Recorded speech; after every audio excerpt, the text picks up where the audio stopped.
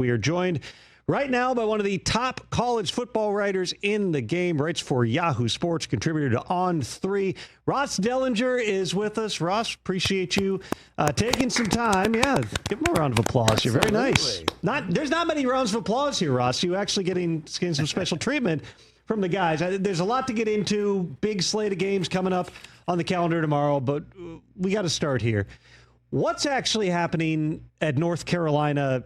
Slew of reports. It appears to be pure chaos surrounding the program. Very fittingly, we get a one-sentence statement from Bill and the AD. What's actually going on right now? Yeah, it's pretty wild, right? I'm not sure in college athletics if we've seen a takeover of a program that has gone so poorly to start.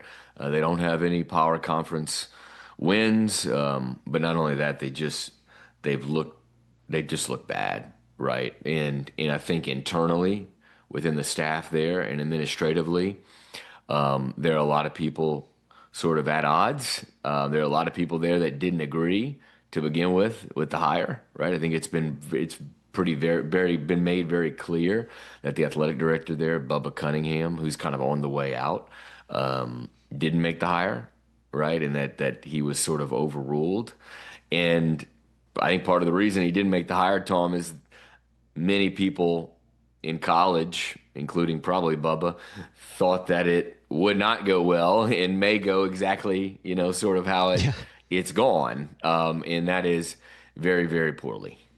What I find fascinating, and I've read a variety of the different stories, using unnamed sources and things like that. A lot of them appear to be very well sourced too. What I find fascinating is a lot of the criticism is not directed at Bill, the coach. Even within those stories, you see a lot of like the one-on-one coaching is good. Bill knows football. Bill's pleasant to be around. It's literally everything else, which is probably instructive that you can be as good of a football coach as you want to be, but particularly in this environment in college athletics right now, if you don't have the infrastructure, if you don't understand NIL, you don't understand the rev share, you don't understand how to just put together a program, you can have all the great smoothies and nutrition program you want. It's not actually going to yield a functioning program. And that to me seems like, Ross, the big issue here. It's not even so much about the football, even though the football is bad, it's that everything is a complete train wreck in Chapel Hill right now. Yeah, it seems like that. College is sort of different than NFL in a lot of ways, certainly. But one of the ways is the coaches are more than anything the face of the program rather than the players. It's just sort of always been that way, right? And in the NFL, as you know, Tom, the players in a lot of ways, or maybe the owners, as you mentioned, Jerry Jones is the face of the program. In college, it's always been the coach, and it probably will always be the coach going forward. And so he's kind of the face of the program. And over the offseason, we saw what happened there with the girlfriend, Jordan, and all the stories that have come out and all the pictures and the things that she has said live during interviews. And that's something that in a small college community, college town, that just the spotlight shines even more on, right? And you don't necessarily get that in a big pro market. And so it kind of got off to a poor start back in the spring, March, April, when all that sort of surfaced. And it hasn't gotten any better, as you mentioned, on the field either. So as we talk about the landscape evolving, I find this, Ross, I don't understand half the headlines that I read about college football right now. You just posted a big story. I'm going to read the headline, at least part of it here. Big Ten nearing decision on $2.4 billion deal with California Pension Investment Fund. That is obviously a huge amount of money. Tell me in lay terms what that means, because, again, this is the Wild West right now in terms of the way that cash is infusing and really driving the dynamics of the sport in general.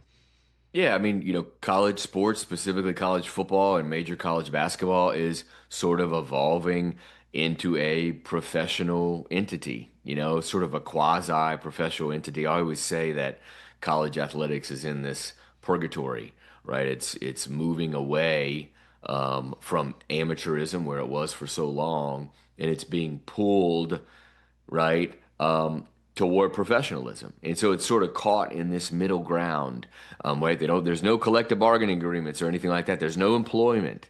But at the same time, schools are allowed this year for the first time to pay players. So to that end, schools and conferences are exploring private equity and private capital, how to get more money because it's such a financially stressful time.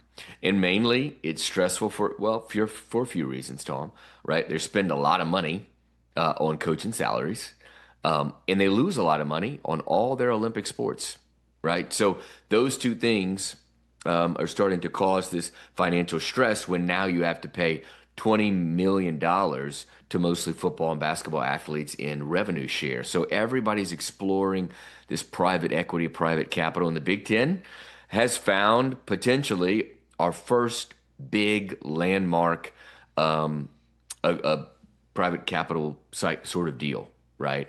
And it is with the University of California's pension fund, investment pension fund, which is interesting enough, right? Because UCLA is a part of the University of California. So is Cal, right? It was not in the Big Ten. So it's kind of very, very interesting from that point. But the money is big, as you said, $2.4 billion. So basically, the investment fund is going to give the Big Ten 2.4, an immediate cash infusion of $2.4 billion. That will be spread and distributed unevenly to the schools in a one-time payment. And it'll also be used to create sort of a private, for-profit business entity called Big Ten Enterprises. And that's kind of what it's bought into, the investment fund. It's bought 10% of this new private entity that one day, Tom, might just pay college football players as employees. That is absolutely bonkers, but that is par for the course. And I appreciate you explaining that in terms that I could understand. Ross Dellenger is our guest from Yahoo Sports. Let's talk about some of the games coming up this weekend, Ross. Probably the most interesting one to me is Oklahoma, Texas. It feels like if the Longhorns and Arch Manning are going to revive this thing, if they're going to give themselves a shot to sneak into the expanded playoff, this is probably the opportunity for them to do that. And meanwhile, they're going up against an Oklahoma team that it sounds like may well get their quarterback back this week.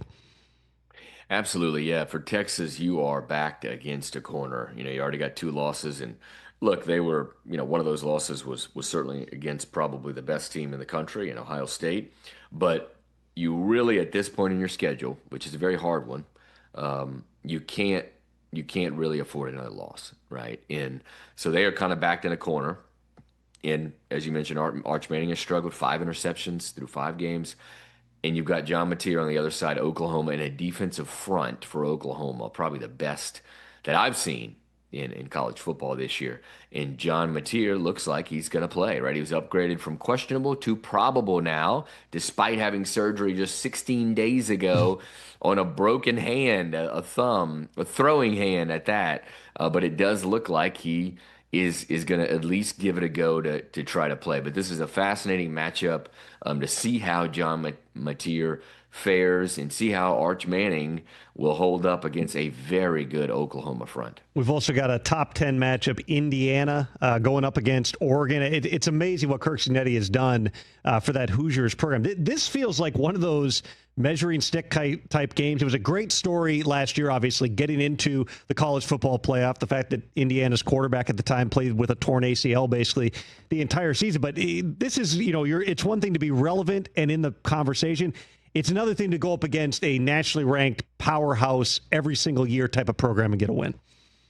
Yeah, it's going to be tough, right? You're there in Oregon. It's going to be crazy and rocking and loud. That place is really awesome, to Autzen Stadium, to cover a game in. And then you get to on the field where they've got one of the most dynamic quarterbacks in the country in Dante Moore. I think he's got 14 touchdowns. He's only got 1 interception this year. DeCorian Moore is the freshman receiver who averaging like 16, 18 yards a catch. Got a few touchdowns as well. They look really good. I covered their game at Penn State, and Oregon is real. What is going on at Indiana over the last year or so is just stunning, right? Kurt Cignetti took over a program that was literally by wins, I think the worst program in major college football history.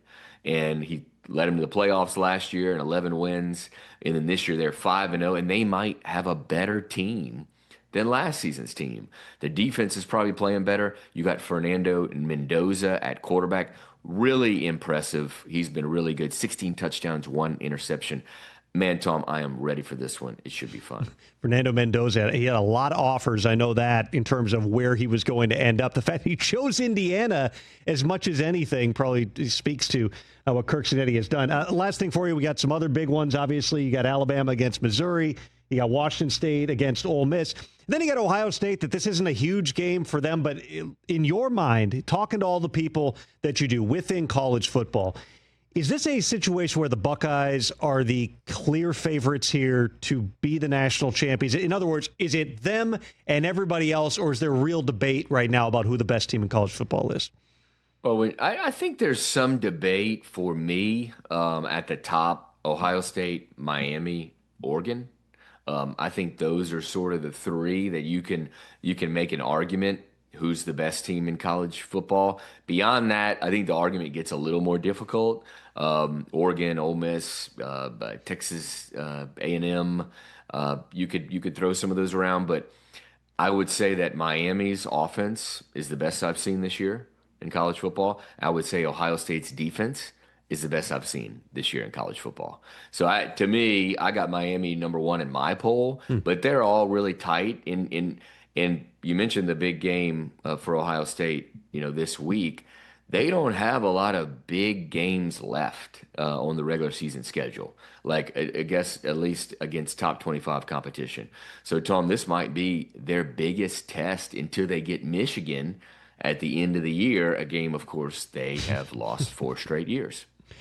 Ross, appreciate your time, and I also appreciate that you're in my club of having what appears to be a bobblehead of yourself in the background of the show. Can we get a quick close up here? Can we see the bobblehead? It's nice. It's got like the beard. That's really what I recognize. Yes, it's got there. The beard. Yeah, I've got my shorts and flip flops on, Tom. So it's great. Ross, appreciate the time, man. Thanks a lot for coming on. All right, thank you. Hey, you made it all the way to the end. Thanks for that. Check us out every single day streaming live on Disney Plus and the ESPN app 12 to 3 Eastern.